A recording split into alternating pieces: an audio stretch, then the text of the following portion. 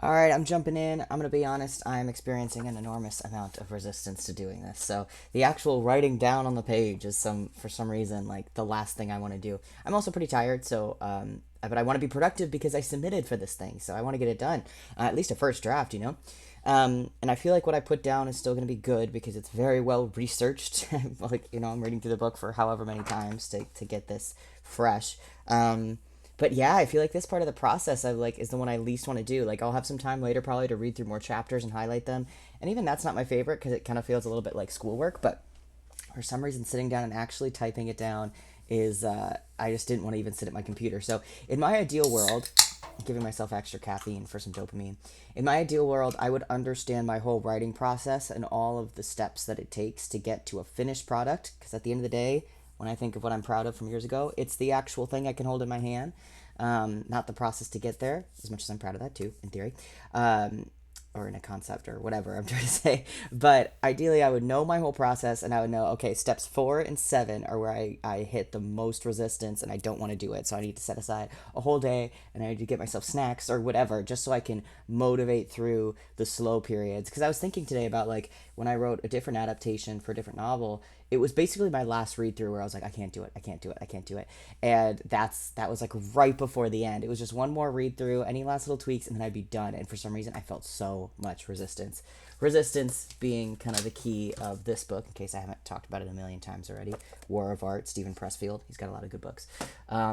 So I'm just trying to acknowledge it. Like this just is resistance that I'm feeling. And I'm going to see what I can get done. I've got about an hour before I have to head to work. So this is a bigger chapter.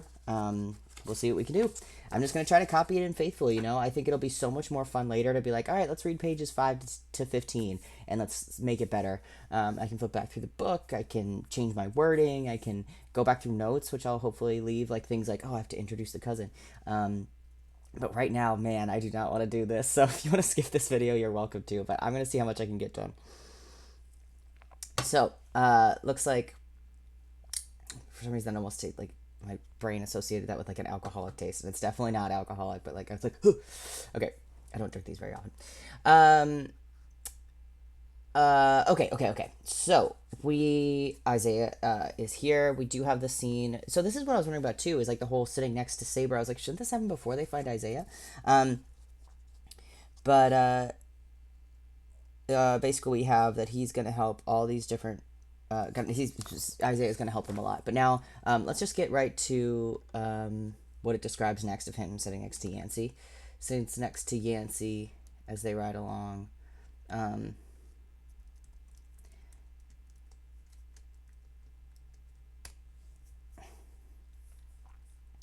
I guess further back, uh, Sabra sits next to Isaiah, who guides I don't know, probably horses.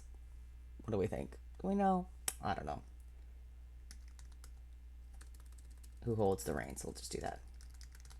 That's probably a little bit of a weird shot to describe of like kind of seeing them in a long shot, but whatever. I'm just going to do it to kind of preference them right now. Again, we're not overthinking for this. We're just getting it down as quickly as possible. I'm thinking of that Jordan Peele quote about how right now I'm just getting sand into the sandbox. Later I can make sandcastles. So let's see how quickly I can do this. All right. So Yancey is talking to his boy.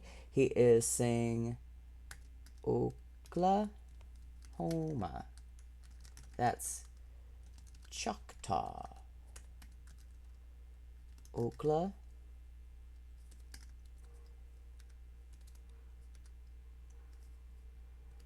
People. I don't know if I'll keep all these dashes exactly as I have in the book, but Hama. I thought this came later. Anyway, red. Red people. That's what they call it when the Indians came here to live. What they called it, I was going to say. Shouldn't that be past tense? Came here to live. Uh, she's just like squinting in the sunlight. Hard trip. He's restless. Isaiah tells him stories. Um, Yancey tells stories, sitting around the fire, Spanish gold. That's just not an easy thing for me to just copy in right now, so I'm going to keep this a little bit simpler. Um, they reached Oklahoma, a lot of them, 2000 in general. When did they make the Indians go? Okay, yeah, so now I'm just going to cut right into this. I think this goes kind of neatly into here. So, why did they make the Indians go away? They wanted the land for themselves. Also, I should be polite here and let you see where I'm reading. Let's see if we can just find... Oh, that's not going to be helpful. I meant to do it with a dash. Oklahoma. Oklahoma. Red people. There you go. You can read along with me. I'll zoom in for you a little bit. Okay.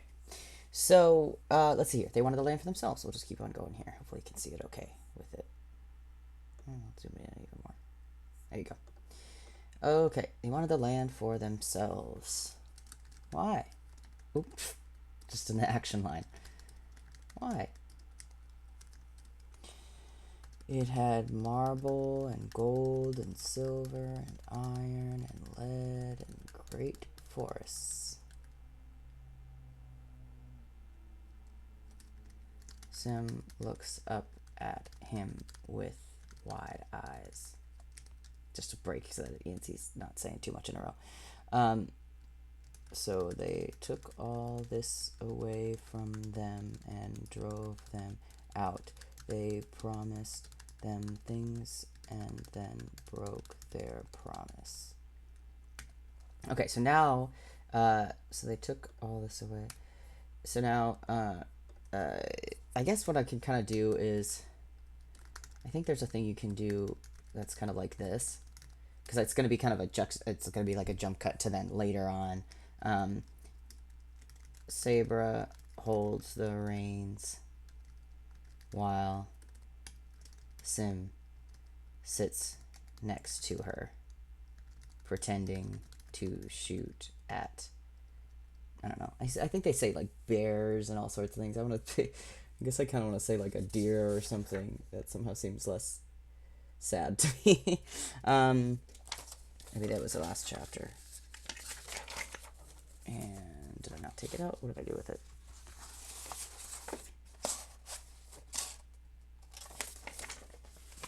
Yeah, okay, here we go. I like that description of it. I think it's funny. He just has like all this energy and he's pretending to be a hunter, and then he like passes out and he falls asleep, and then he wakes up again and he's all excited and animated. Okay, I can't find it. Anyway, to shoot at something in the distance. That's fine. Saber holds the reins all the way and sits next to her, pretending to shoot at something in the distance. So now Sim is going to be talking about, kind of passing on what his dad was saying, which is, Uncle Sam is a bad man.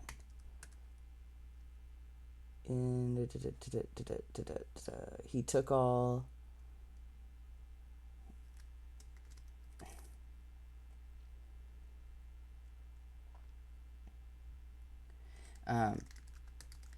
looks at him sternly.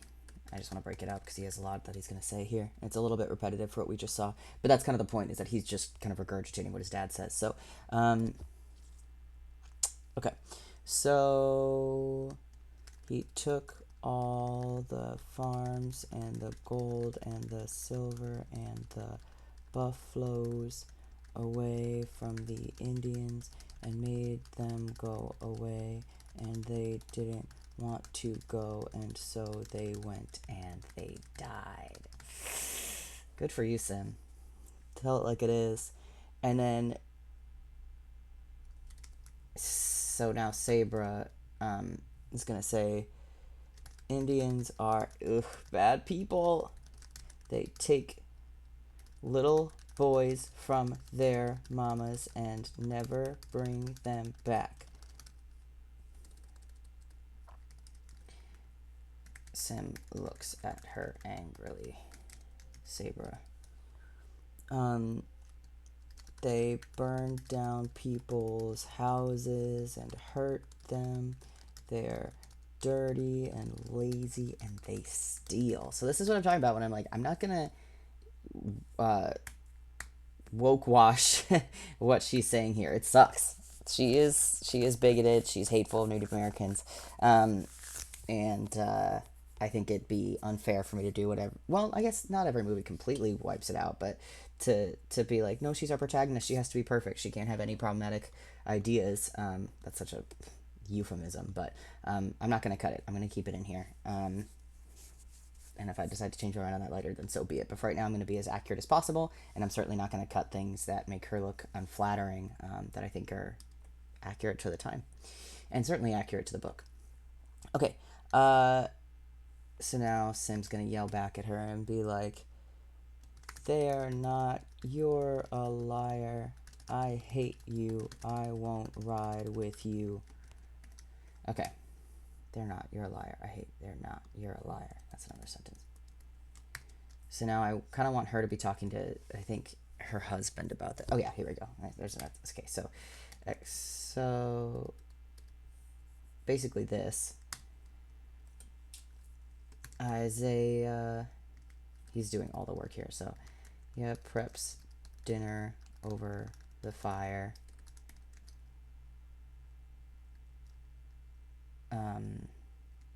Sabra and Yancey busy themselves with preparing their camp while Sim plays nearby, just so we can put everyone somewhere. And they can have a bit of a discussion here. I like how this is kind of flowing in terms of what I'm extracting from the pages. So I'll catch you up here. Why did Indians go away?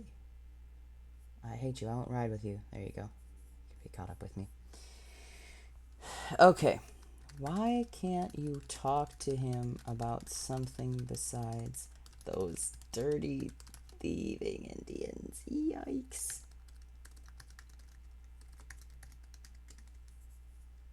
Toki. Why? Okay. We're making progress, though. We're writing things.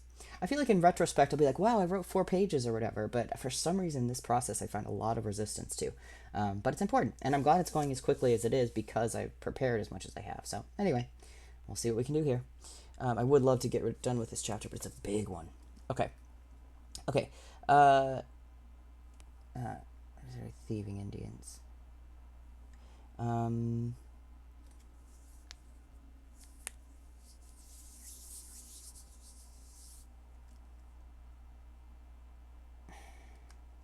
I need like an action line.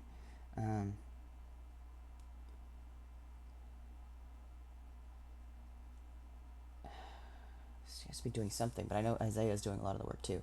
I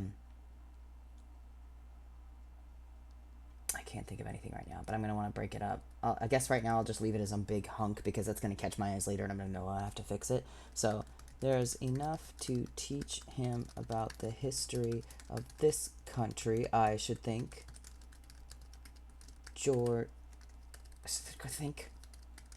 George Washington and Jefferson Davis and Captain John Smith. We're going to have a reference to Pocahontas again later, so that's good setup here.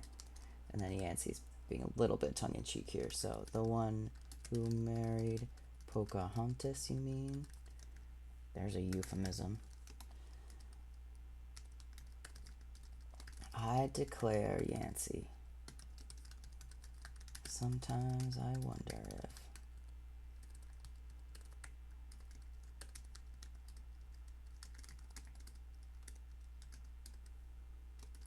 Oh, nothing.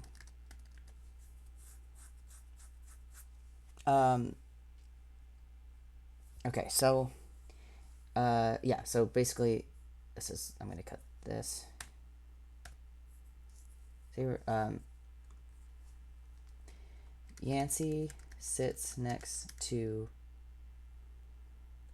Sabra on a wagon before they begin. He instructs her how to move with the cart and not brace against it.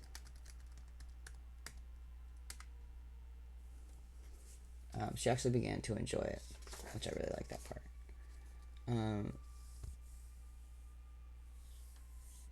Okay, so now I need something to kind of break this up.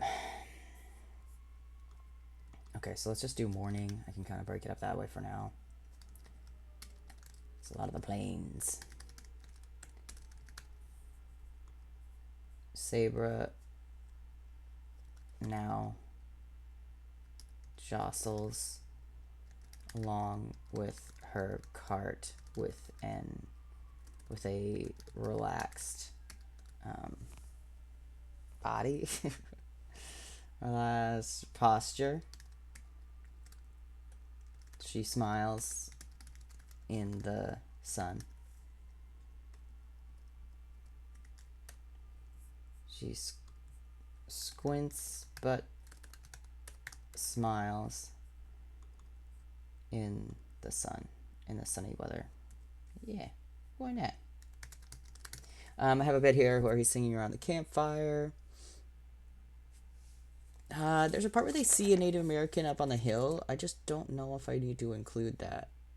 It just seems like a little bit unnecessary, but he makes a quick reference to it later, like, oh, we just saw one Native American. So I guess I should put it in now to be thorough, but I'm just worried I'm going to slow down too much. Over in Yancey's cart, he pulls it to a brief stop. Sim follows his eye line to a distant hill. A figure gets down off. A solitary figure stands against the sunset sky. The figure dismounted, stood a moment, and then swiftly vanished. Mounted swiftly and vanished. A figure gets down from his horse and stands still against the... I mean, it just says sunset, doesn't it? But wait.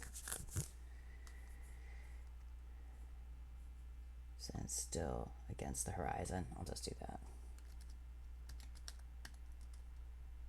I'm going to have Yancey say his line here, and then have him get up in the ear. That was an Indian.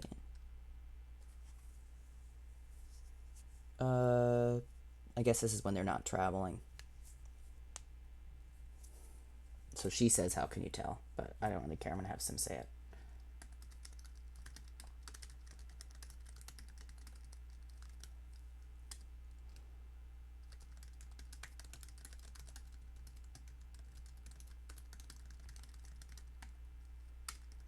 The figure gets back up on his horse and rides off. Okay.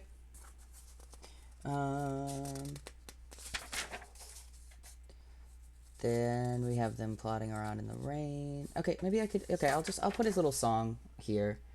Okay. We're not quite there yet, but we'll get there. The four of them sit around a campfire. Yancey sings.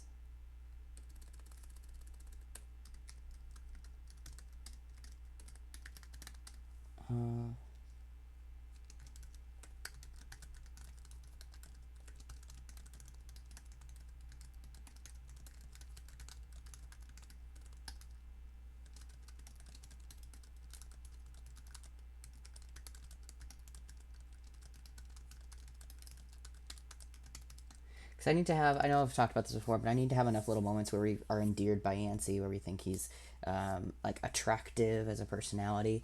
I can't just only have like the zingers in there. I have to kind of remind us that he is someone that she does love and she remains loyal to for a reason. So now let's do exterior plains day. A torrential rain pours down on them as they lead their carts through the mud. So that happens.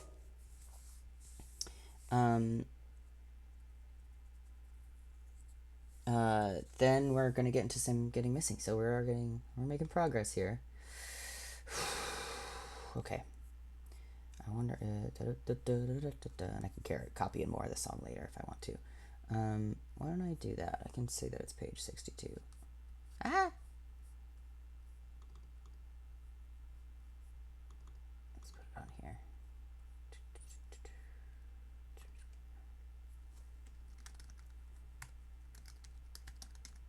Ah! Lyrics. Okay, great. Let's do evening. So how do I want to preface? I kind of want him already gone.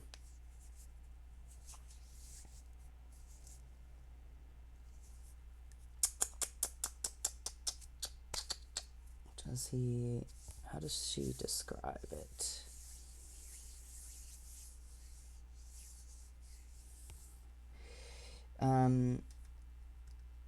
Fuck.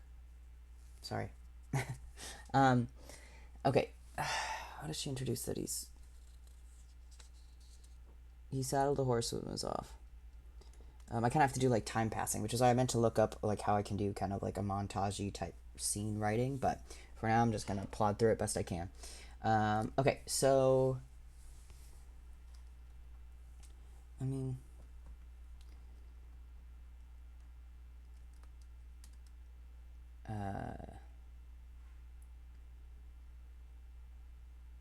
gosh, I don't know how to do this. I feel so clunky. It's just a lot of different individual action lines.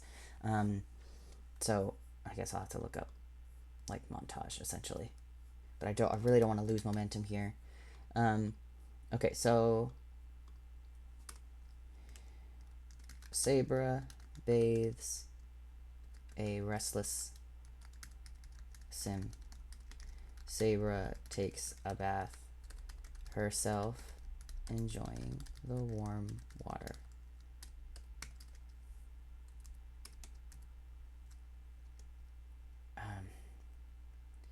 Yancey prepared. I don't even know if he's hunting with what. Is he hunting with a rifle? He never talks about him having a rifle. He says he shot prairie chicken and quail and big game, left alone with the children. She's peaceful. Yeah, it doesn't really say. So prepares his hunting rifle. I'm ad-libbing here. Rifle and what did I just say to what's the word I'm trying to say? Oh my gosh. Mount. Yeah. Mounts his horse. I was playing Red Dead Redemption, which is a famous cowboy game, and I didn't know how to mount my horse, and I pressed a button that punched the horse, and I was so devastated that I quit without saving. And I lost a lot of progress, but I just couldn't. I was too devastated. Okay. So we're just going to kind of block out some of these descriptions here. I think it'll be easier to fix later. Sabra takes her time brushing her hair and putting it in a braid. She even ties a red bow around the end, which is very cute.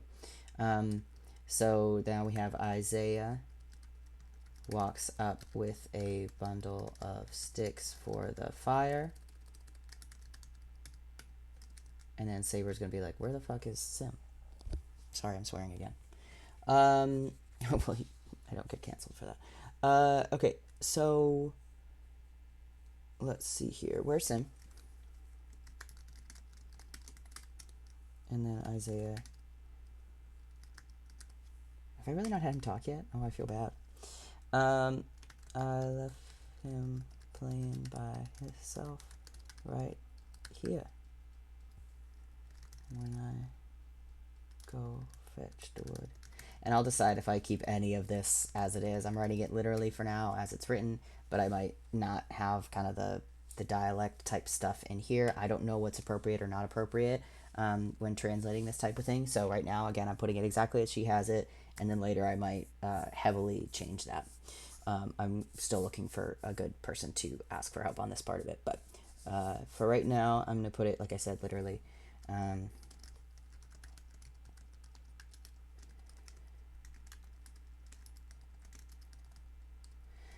Sabra and Isaiah hurry around the whole camp looking for Sim.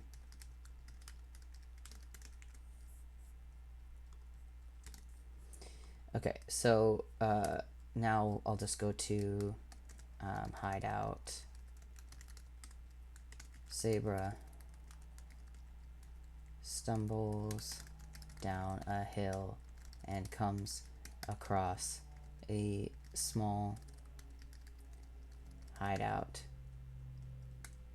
That's four, I think. 4 men are sitting outside. One of them, the youngest, sits with Sim on his lap, cracking open I almost said eggs. Nuts. So she's mortified, but let's see here. Okay, but we're making progress. And now, okay, and then Sim is just like, he's cracking nuts for me.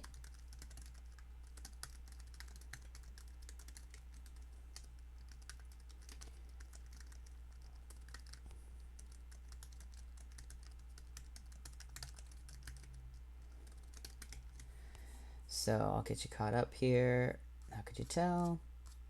See, we're making progress. I have to try to be proud of my motion here, as much as I don't like this part. Okay, we're almost caught up here. Yeah. There we are. We hunted you, she stammered. And now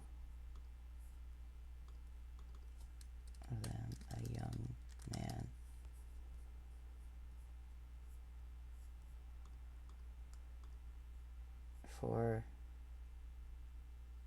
I almost want to just call them bandits right out of the gate, just so you kind of know what I'm talking about, but whatever. I'll decide on that later. Sim. Okay, so then she's... Why?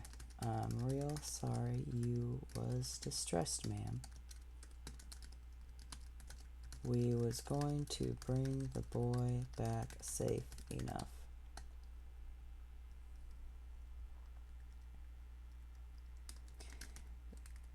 Sam walks over to Saber and she picks him up. Holding him tight. And that breaks up the kid's line.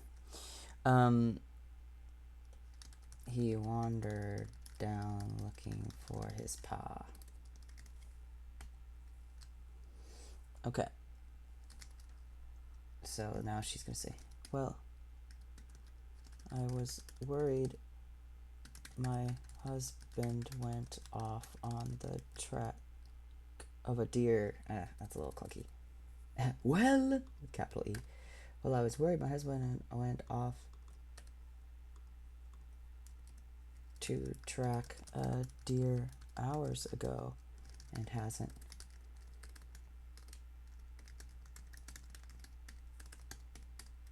One of the men emerges from the shadow in sinister attire.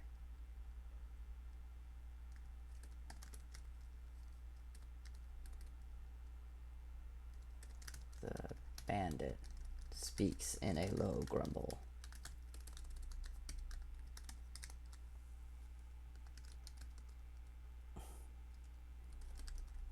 He'll be back any minute now. He didn't get no deer.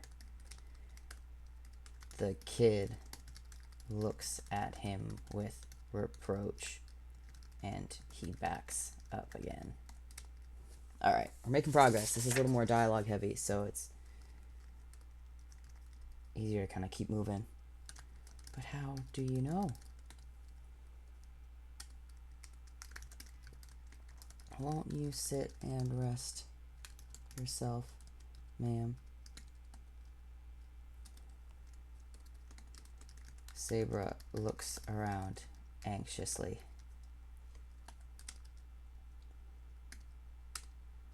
In a southern accent. she suddenly puts on.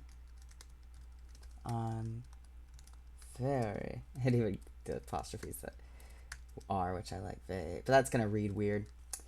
Very grateful. I think it's enough to just say that it's in an accent. To you all, you've been mighty kind.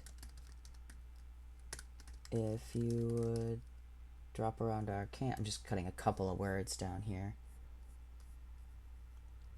If you would drop by our camp, my husband would be delighted to meet you. Has he already? Okay, and then the kid says, I sure thank you, ma'am. But we're moving on. Pronto and Floyd are two people that he calls out, so I'm just going to take Floyd for the name up here. To keep things simple. Floyd, why don't you get a piece of deer meat for the lady, seeing as she's been cheated of her supper? Okay. Floyd brings them a parcel of meat. The kid gets up and readies his horse. Okay.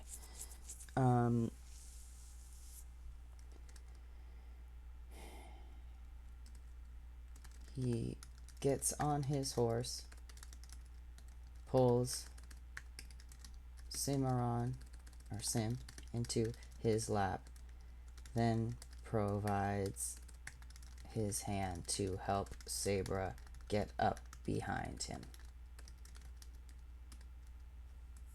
Okay.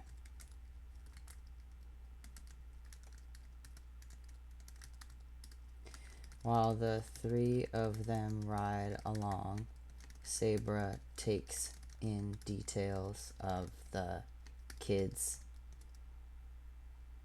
attire. I think she talks about his boots or something. He's wearing gloves that seem far too fancy for the circumstances. What else did she notice? I think the gloves are kind of the main thing. He also has multiple guns hidden near the saddle, around the saddle.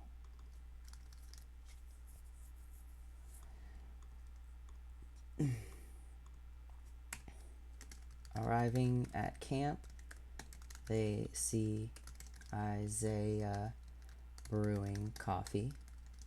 The kid helps Sabra down and then passes her Sim.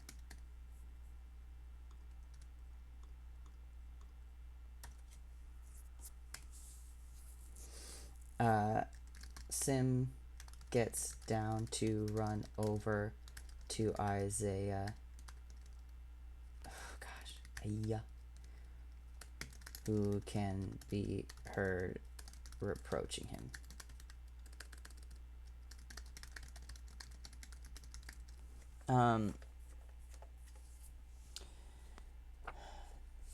Alright.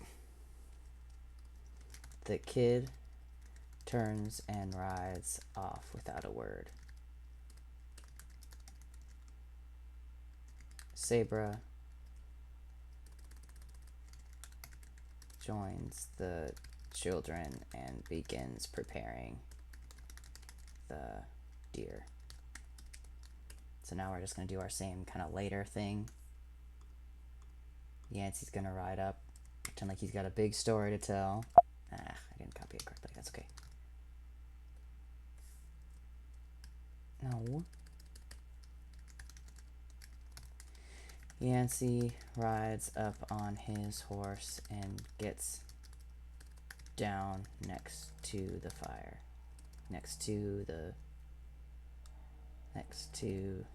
Sabra, Sim, and Isaiah. Zebra is finishing the meat in the pan. Something like that.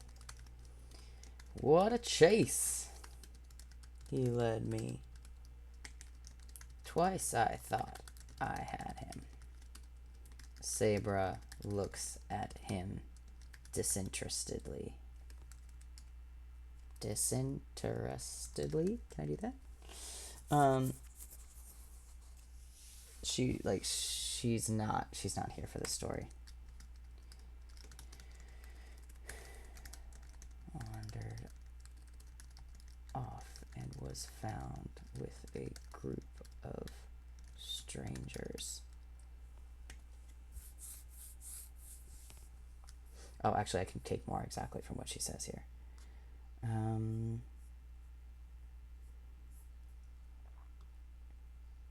Off, and just when I was ready to die with fright, there he was, talking to 4 men, sitting on the knee of one of them as though he'd known him all his life.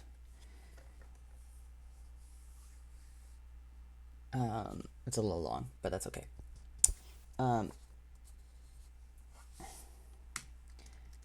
Yancy looks between her and Sim in shock. I just need to break it up because she's saying a lot here.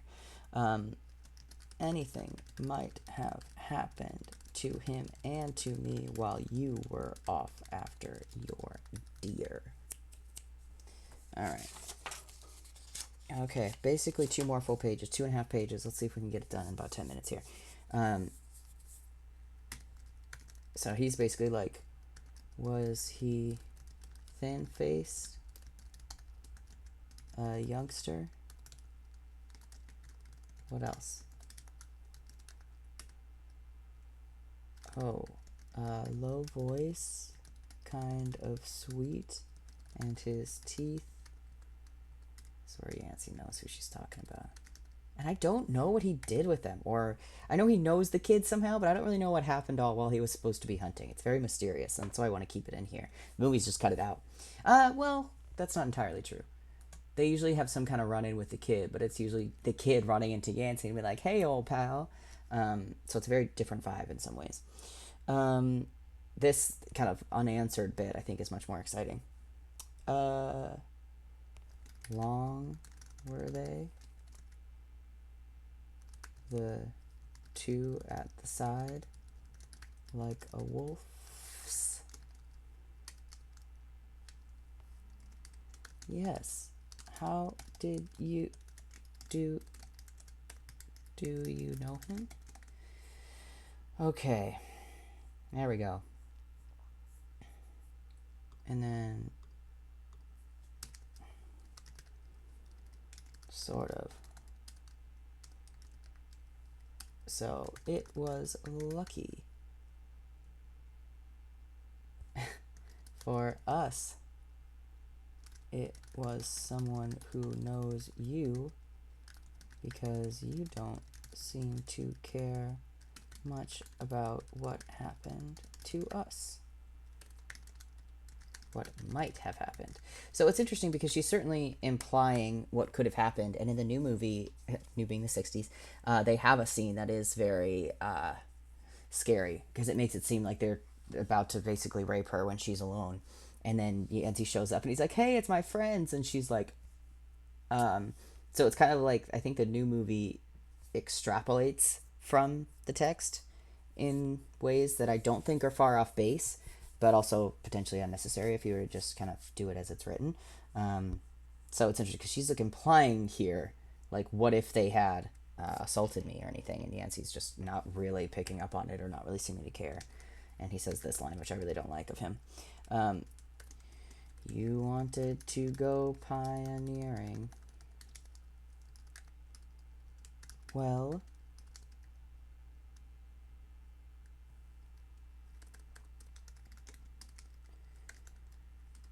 finish up that meat. We're moving on tonight. We're moving on, and then just you say tonight. Let's see. We're moving on tonight. Moving on.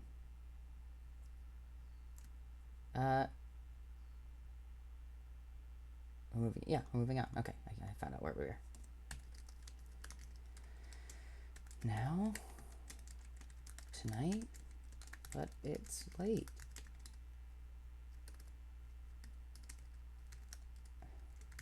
We'll eat and get going. There's been a lot of time lost this afternoon. Yeah, 'cause of you. Anyway. Okay, so now, so there we go, we did it. 100 lines later. Let's do the night. Sabra holds the reins sleepily with Isaiah resting beside her. I think that's cute. I'm kind of adding that in, but he's got to be somewhere. Yancey leads their train with his cart and Cimarron at his side.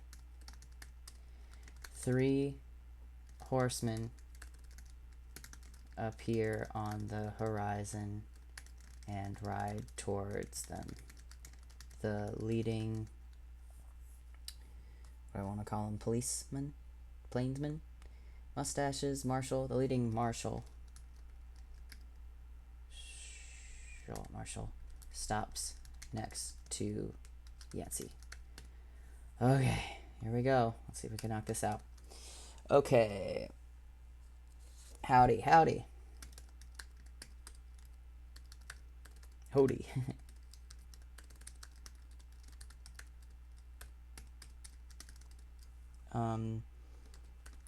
Where are you bound for, partner?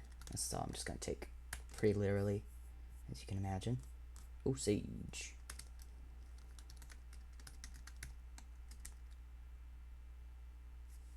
What might your name be?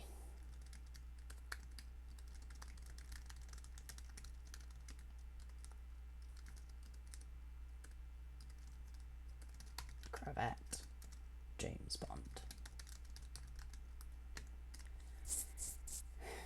The marshals.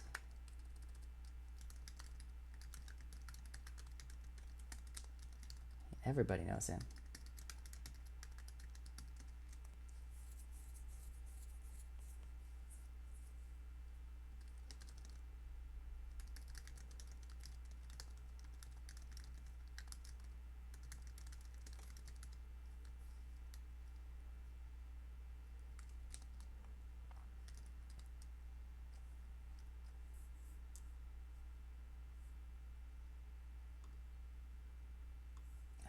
I'm not going to do that. That feels clunky now because he's about to say something to Yancey. Alright. I'm sure pleased to make your acquaintance. I know I skipped one word and I'm okay with it. Heard about you till I feel like I knew you. Why, thanks. And this is very, like, they use the word laconic, like the word where he's, like, not very talkative, which for Yancey is saying something. Why, thanks. Aiming to make quite a stay in Osage. Aiming to live there. Go on. I've a notion to swear you in as deputy marshal right now. Darn if I ain't, since I use what we need, and no mistake. Lawyering. And then I'm just going to go right to what he says here. I'm planning to take up my law practice in Osage and start a newspaper as well. The marshal's face falls. Oh, newspaper, huh?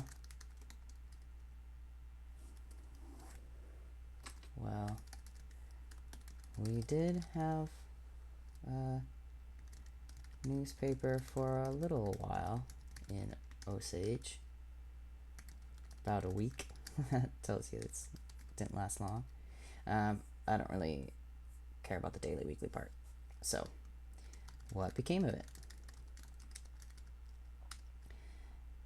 Well, seems the editor, Pegler, died. I'm gonna do that instead of the dashes. I think it's kind of funny.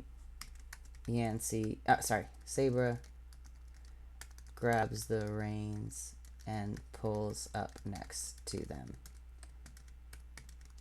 The men all tip their hats in greeting. Okay, we're almost there. We're almost there. We're almost there. Okay. Lion, newspaper, Pegler. Here we go. Who killed him?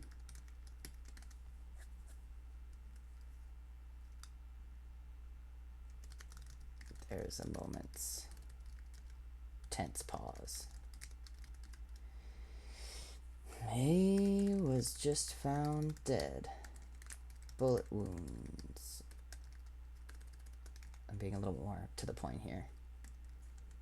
But bullets is all pretty much alike out here. Maybe he killed himself. Just kind of showing their negligence. They're not really going to look into it type deal. Oh, come on. You don't even know what I was trying to type. I know I shouldn't do this many ... dots, but I'm going to do it. Oh, I gotta sneeze, sorry. Okay. And then here's his brag, which will be important for our next section. The first edition of the Oklahoma Wigwam will be off the press 2 weeks from tomorrow. The Oklahoma. Okay, we are almost there, people. Okay. He gathered up the reins. He gathered up the reins. He gathered up the reins to leave. I don't know. Whatever. I'll fix that later. Well, gentlemen. Good evening. Glad to have met you. I'm gonna have the guy kind of interject here. What we stopped to ask you was, did you happen to glimpse 4 men anywhere on the road?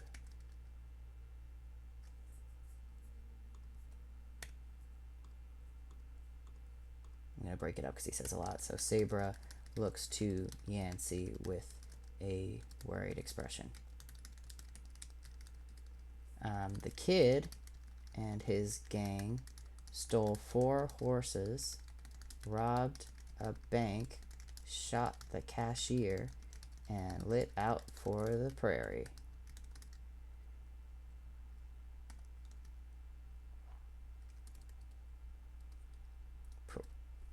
How do I spell anything anymore?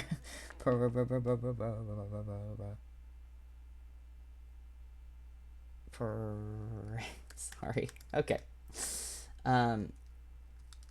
Yancey doesn't budge. And we'll have him continue one more time. The kid is a slim young fella, soft-spoken, rides with gloves on. But you know what he's like, Cravat. Well as I do. I'm gonna type that out. Okay, tense. Yancey nods. Everyone's heard of the kid. Everybody's heard of the kid. No, sir, I haven't seen him. Haven't seen anyone the last 3 days but a car on a pony. And this never really happens, this seeing the Cheyennes in a wagon, but I feel like I should include it because it's very un-Yancey to say it that way. Also, I don't know what the word "caw" means. If it is a bad word, I apologize. I'm just copying this directly from the book. Again, it's very surprising to have Yancey say anything negative. I do want to keep this part about the eyes, but I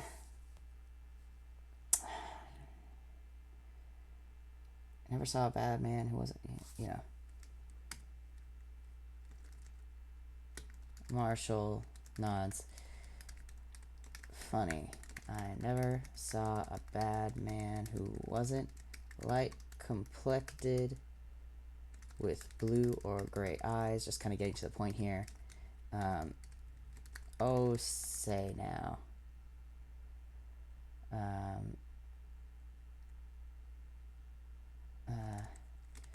You're pretty good with the gun, from all accounts.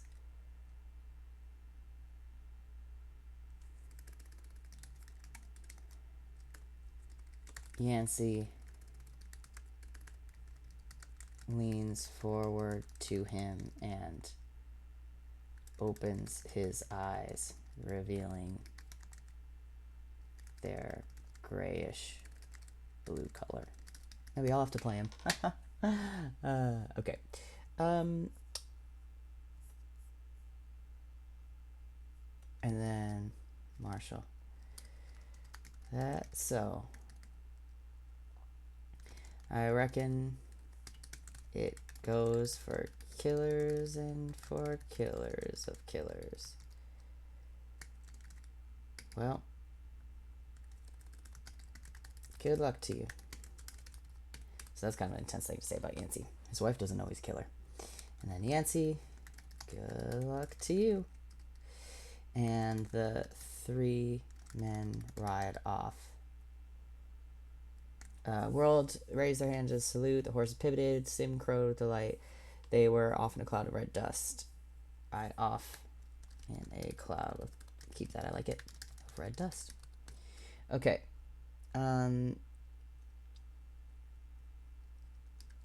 Yancey gathers his reins again. But the person who shields a criminal is just as bad as the criminal himself, isn't he? Yancey, smiling mischievously. I'll keep that. Mischievously. Don't be righteous, Sabra. It's middle class and a terrible trait in a woman. I know I spelled that wrong. Alright. Mischievously righteous trait in a woman. Alright. Next day. There it is. That's our future home. They ride. They continue on through the plains. Okay, exterior. What even is the name of the town? It's Pahuska is the street they're about to go on. He has this line. This last section here always makes me think of Star Wars, where it's like, "You'll never find a more wretched hive of scum and villainy." Like, I picture that kind of a shot of them looking over the town. So I'm not too worried about this. We can have that line where he says, "There's our future home." Okay, so let's do the plains. Dawn. Yancey pulls to a stop and Sabra pulls her cart up beside him. Far in the distance is a small gash in the desert where tents and rough buildings can be seen. Yancey, what you got to say here? There it is. That's our future home.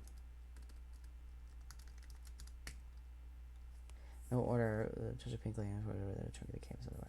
And so she's just thinking about how the kind of the fancy clothes she has packed. But I'm gonna leave it there.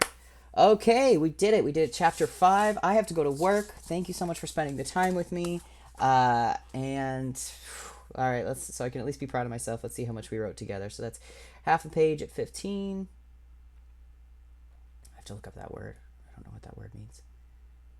Hopefully it's not too bad. Well, would you look at that? I think it'd be faster if I scrolled. Okay, hold on. Yeah, look at us. Dang. Okay, so we had written all the way up to